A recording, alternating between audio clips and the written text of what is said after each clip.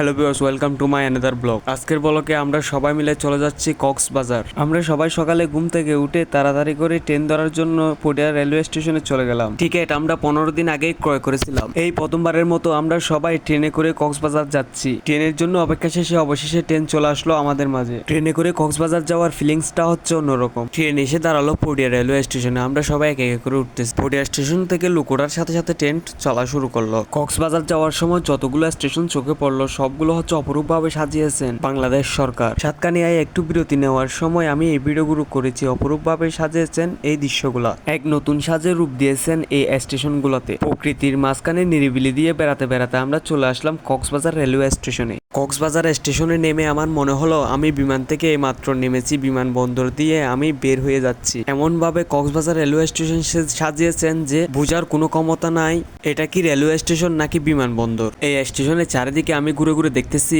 এবং আপনাদেরকে সবকিছু দেখানোর চেষ্টা করতেছি। এই দৃশ্যটা আমি ফেসবুকে এবং টিকটকে বিভিন্ন সময় দেখেছি। দেখেন কক্সবাজার স্টেশনটা পুরো বিমানবন্দরের মতন। লাইক, কমেন্ট, শেয়ার করে পাশে থাকবেন প্লিজ। আপনি যদি কাউসার ব্লগে নতুন হয়ে থাকেন তাহলে ফলো দিয়ে রাখবেন। ভিডিও ছাড়ার সাথে সাথে আপনি পেতে পারেন।